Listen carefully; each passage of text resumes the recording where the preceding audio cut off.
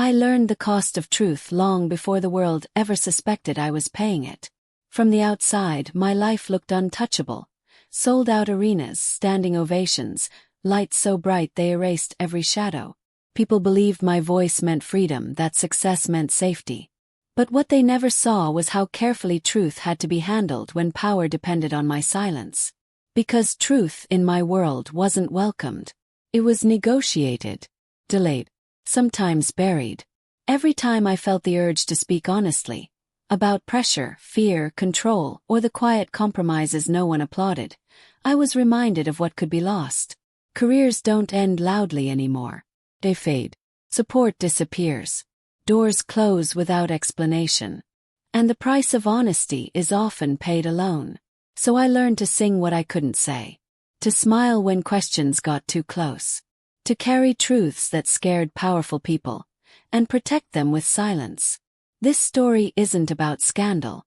It's about what it costs to stay real in a world that profits from illusion. It's about the moments when I knew the truth, and chose silence, not because I was weak, but because survival demanded it. You're about to hear what happened behind the applause, and why silence became the most expensive thing I ever owned. Backhand and X pointing right, watch until the end, because each chapter reveals a layer the public never saw. Backhand index pointing right. If this story resonates, like the video, subscribe to the channel, and turn on notifications so you don't miss the next story. Now let me take you back to where it all began. I remember the moment I first realized silence had a price. It wasn't during a concert or an interview, or a glamorous night when cameras flashed and people shouted my name. It was much quieter than that. Almost invisible. The kind of moment no one ever writes about except the person living it. I was sitting alone in a dressing room after a sold-out show, the echoes of applause still vibrating somewhere in my bones. My throat burned slightly from singing, that familiar mix of exhaustion and adrenaline settling into my body. The mirror in front of me reflected a woman the world thought it understood. Confident, polished, untouchable. But I felt strangely small. Someone knocked softly on the door before entering. Calm voice. Professional. Kind enough to sound reassuring, firm enough to sound final. They congratulated me on the performance, told me how powerful I'd been, how the crowd had felt every note. Then came the shift, subtle but unmistakable. There are a few things we should avoid saying right now, they said. It's just not the right time. I nodded instinctively. I always did. At that stage of my life, I still believed silence was temporary. Strategic. Something you endured so the bigger picture could work itself out. I told myself it was normal, that everyone successful had to learn when to speak and when to wait. But that night something didn't sit right. I had wanted to talk about how tired I was. Not physically, emotionally. About how the pressure didn't lift when the lights went out. About how expectations followed me everywhere, even into moments that were supposed to be private. I hadn't planned to make a statement. I just wanted to be honest. Instead, I was advised to stay light, positive, grateful. I watched the door close behind them and felt the quiet settle around me, thick and heavy. The applause outside faded completely. All that remained was my own breathing and the low hum of electricity in the walls.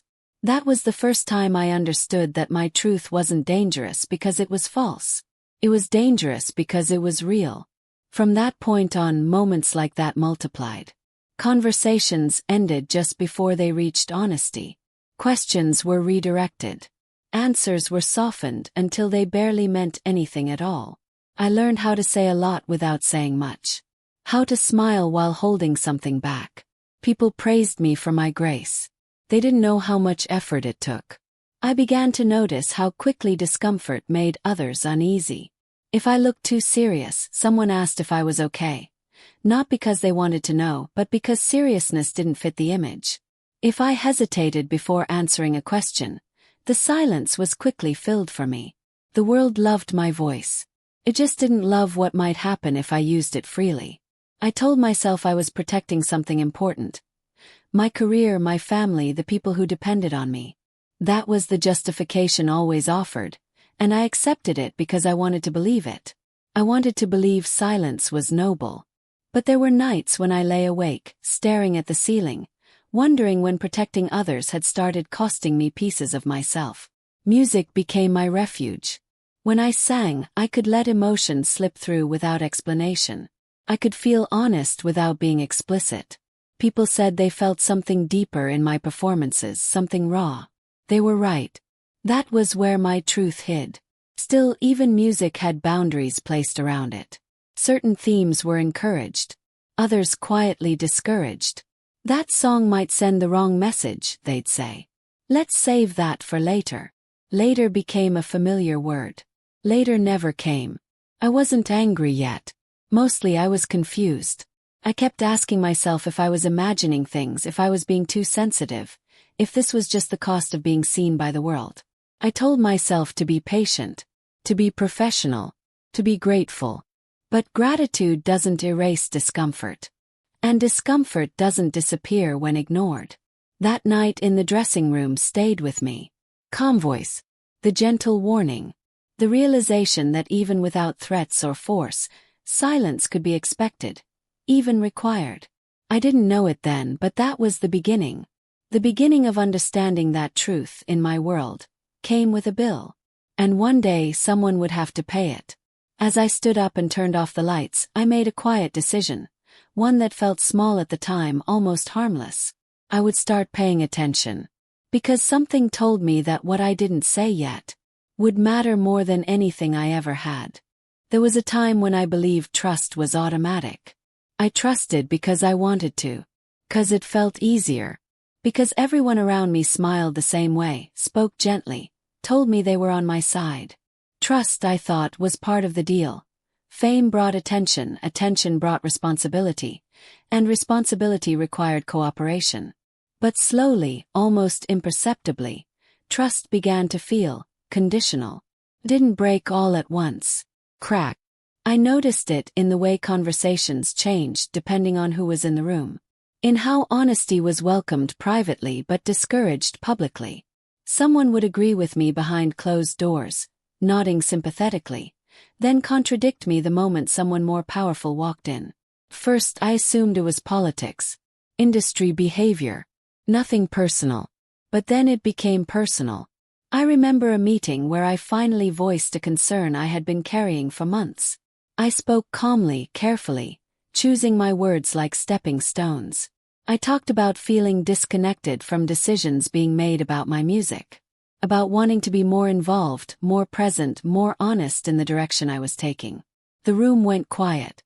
Not shocked. Not angry. Careful. People exchanged looks I wasn't meant to see. Someone cleared their throat. Another person smiled too quickly and assured me everything was fine, that I was overthinking things. They reminded me how successful everything was, how lucky I was, how grateful I should be. Grateful. That word again. It was offered like a solution, as if gratitude could erase discomfort. As if success cancelled out the right to question. When the meeting ended, people were polite. Encouraging. But something had shifted. I felt it immediately. The invisible line I had stepped over simply by speaking. After that day, information reached me later than it used to. Decisions were already made by the time they were shared. I was included just enough to feel involved, but not enough to feel in control. I started asking myself uncomfortable questions. Was I being protected? Or managed? Was I supported? Or monitored? The more I paid attention, the clearer it became. Trust wasn't about honesty. It was about predictability.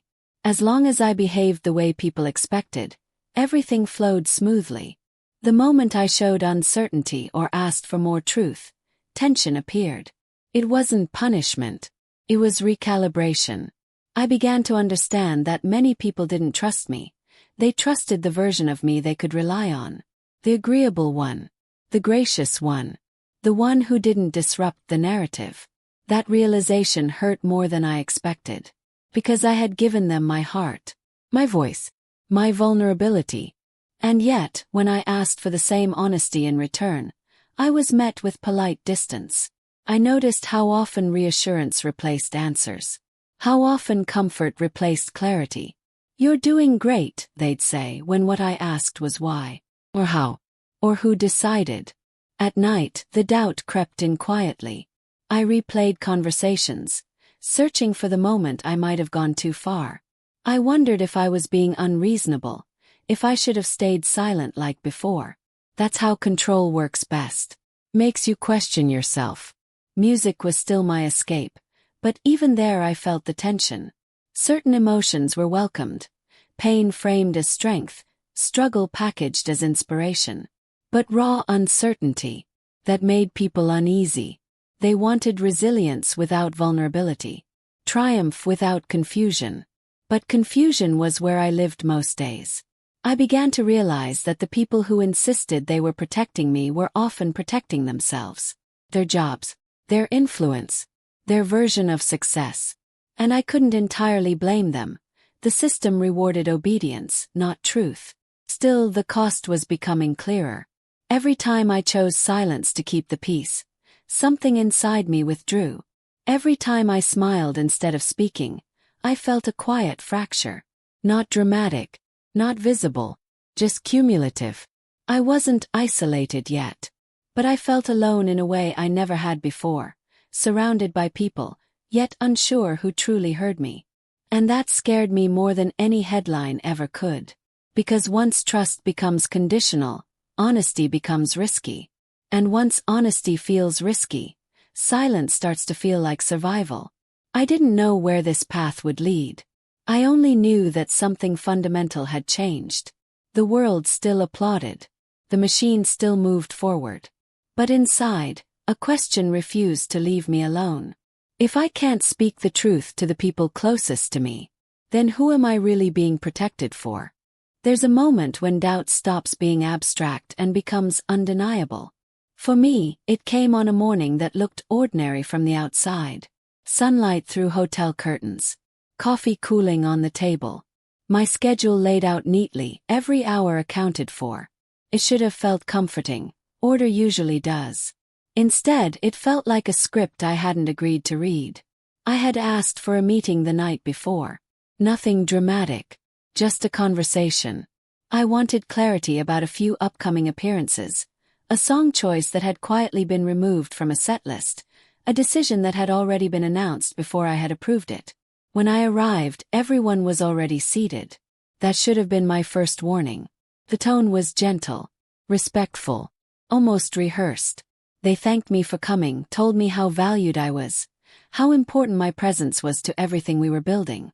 Then, without ever directly saying it, they began to explain why some things were better left unsaid. Not everything needs to be addressed publicly. Some truths are misunderstood when taken out of context. People project their own struggles onto artists. Each sentence floated toward the same conclusion. My honesty was inconvenient. I listened quietly, nodding where expected. I felt my chest tighten as they spoke about me instead of to me. About my image, my influence, my responsibility to remain consistent. Consistent.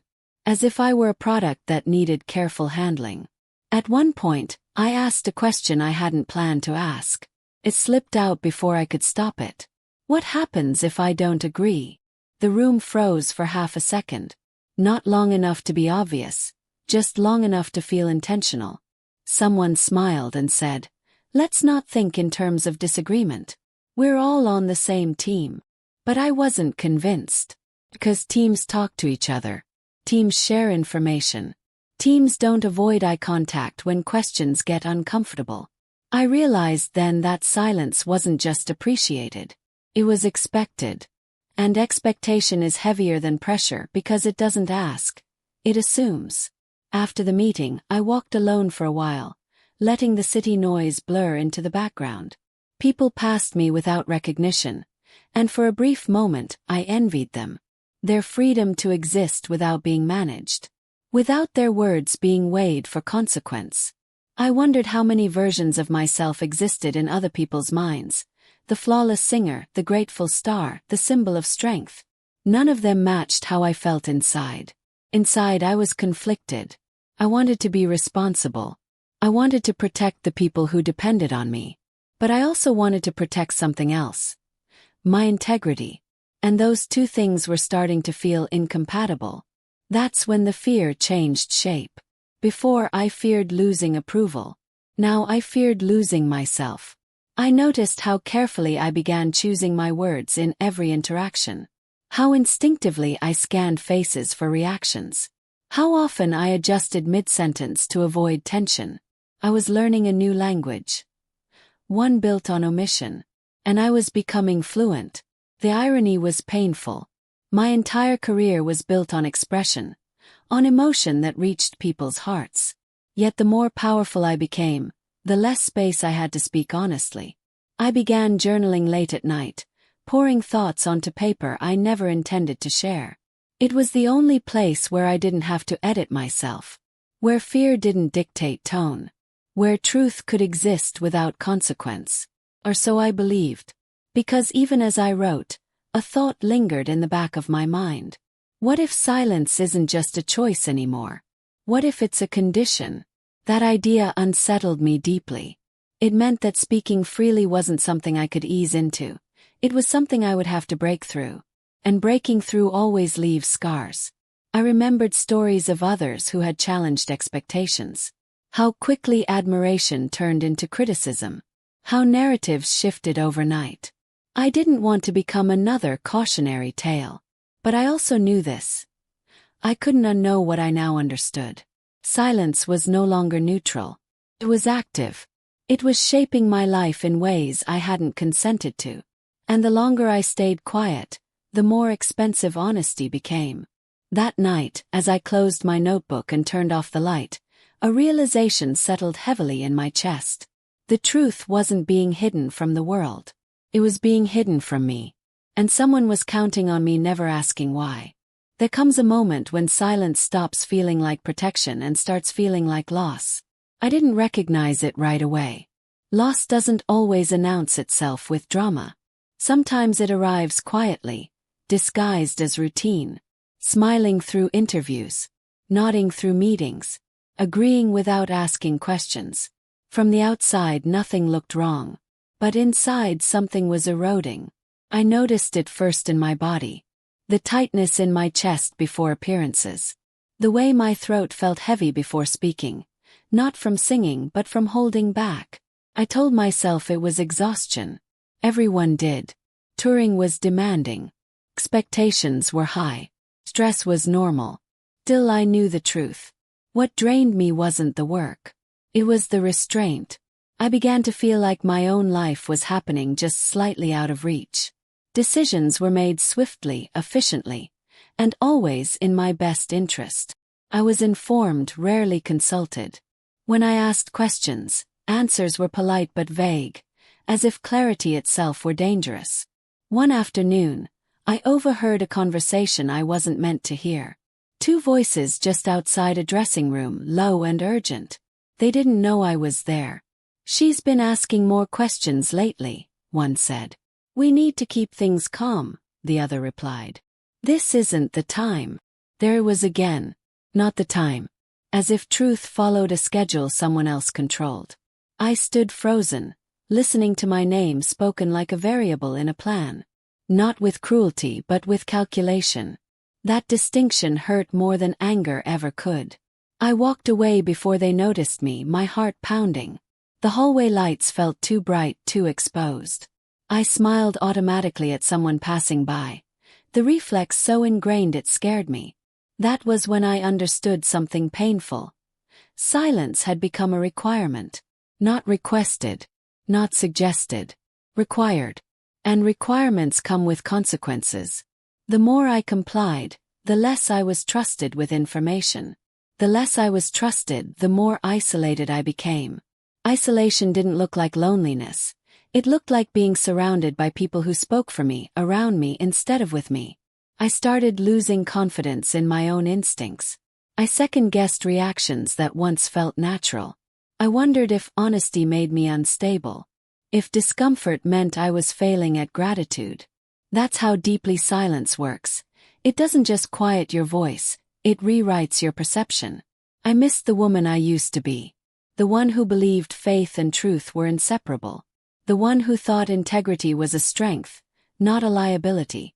I wondered when exactly that belief had become naive. Music still saved me, but even that sanctuary was narrowing. Certain emotions were encouraged, others softened. Vulnerability was acceptable only if it fit a narrative of triumph.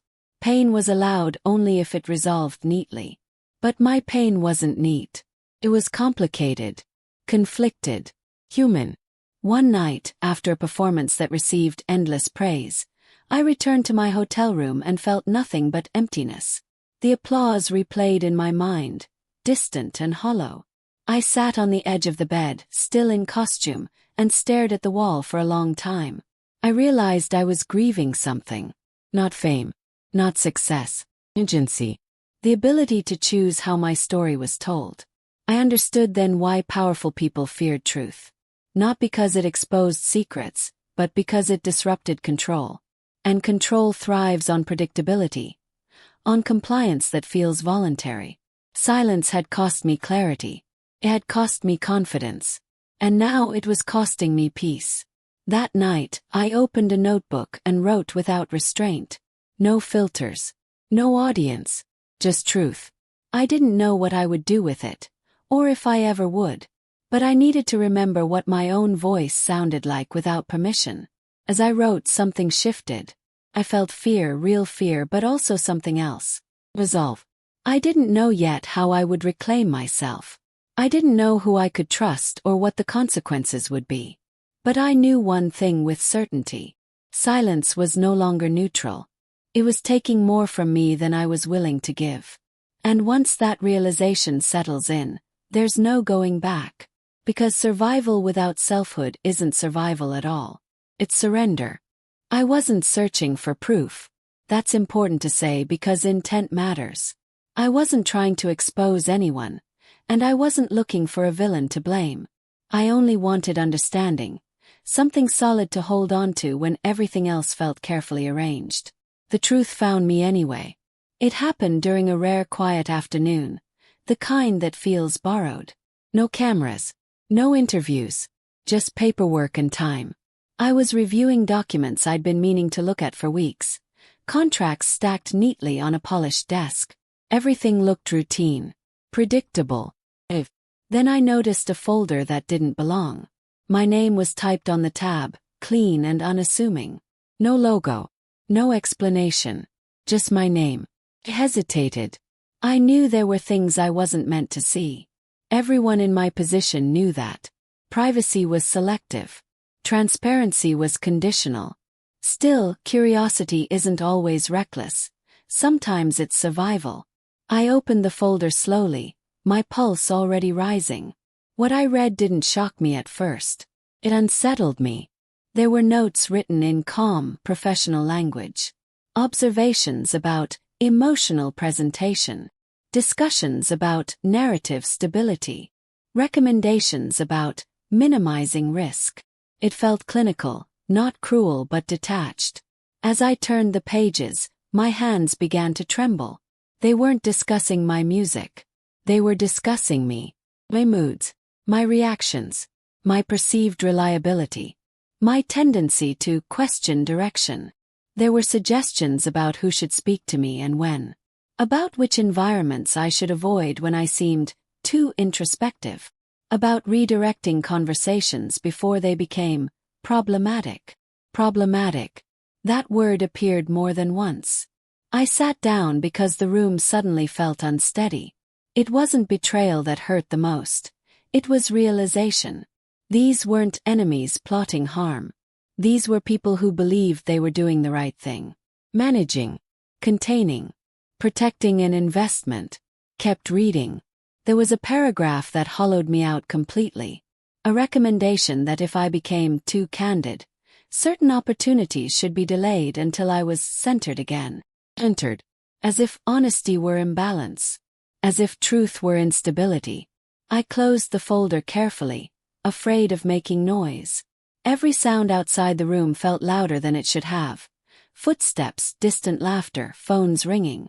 The world continued as usual while something inside me fractured quietly. In that moment, I understood why silence had been encouraged so consistently.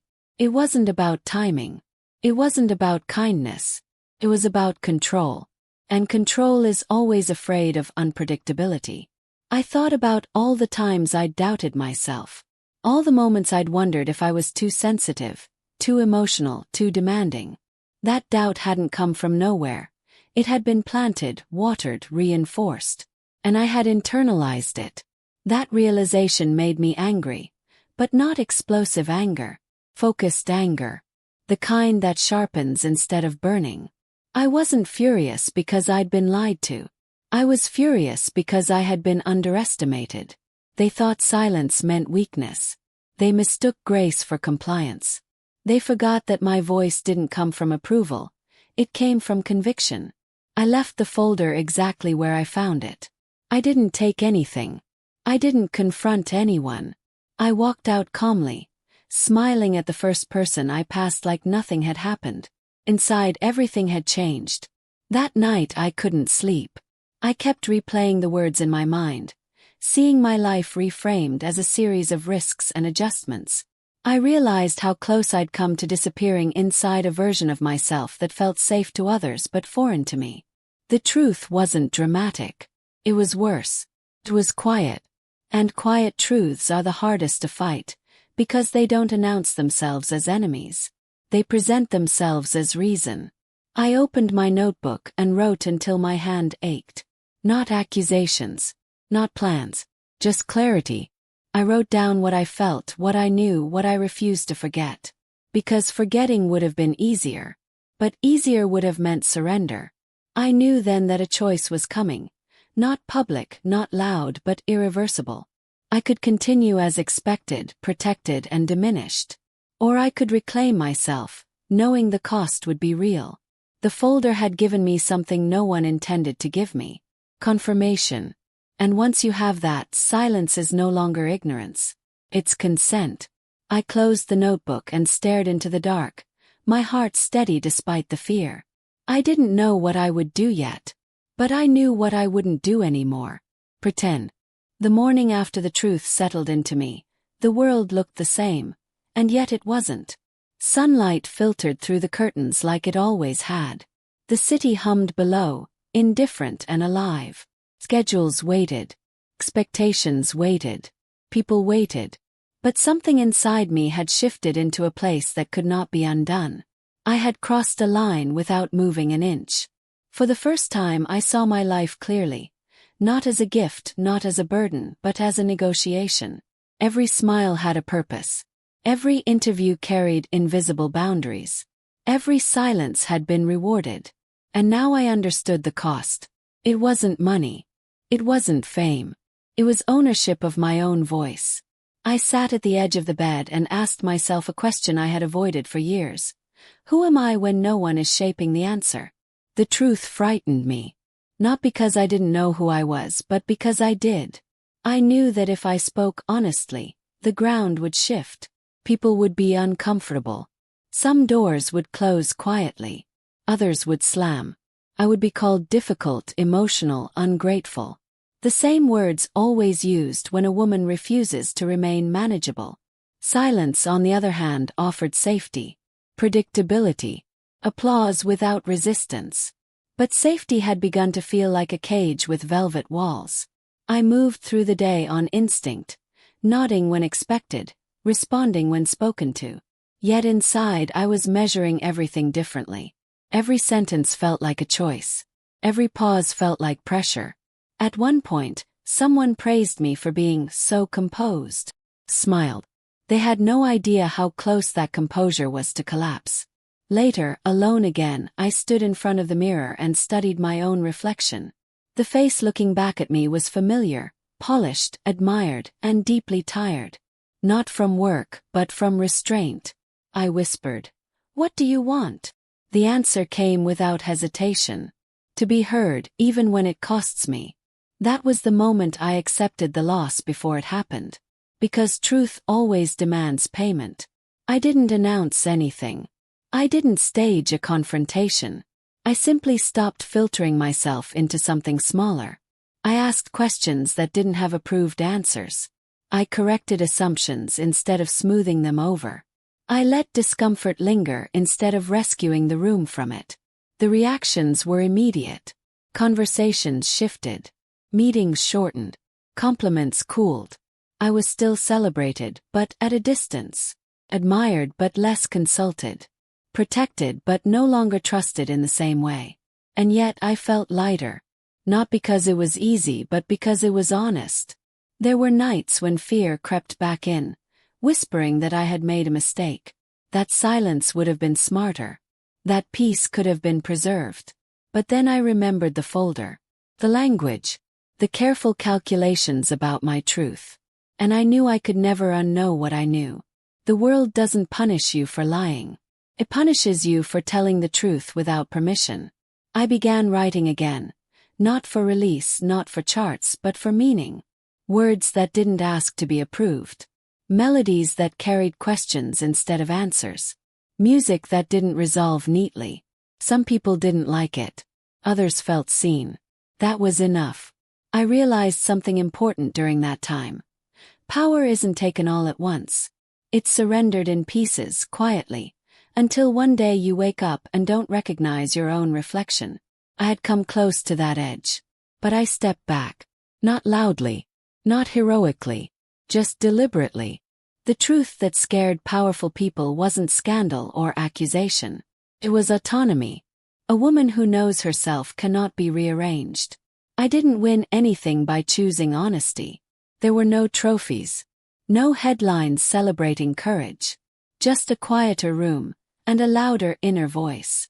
But that voice belonged to me. And that was the price I was willing to pay.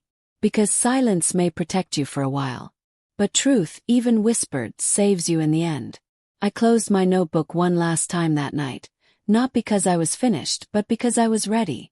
Ready to live without rehearsing myself for approval. Ready to let the world react however it needed to. Ready to stand in my voice, not as a performance, but as a declaration. The cost had been real. But so was the freedom.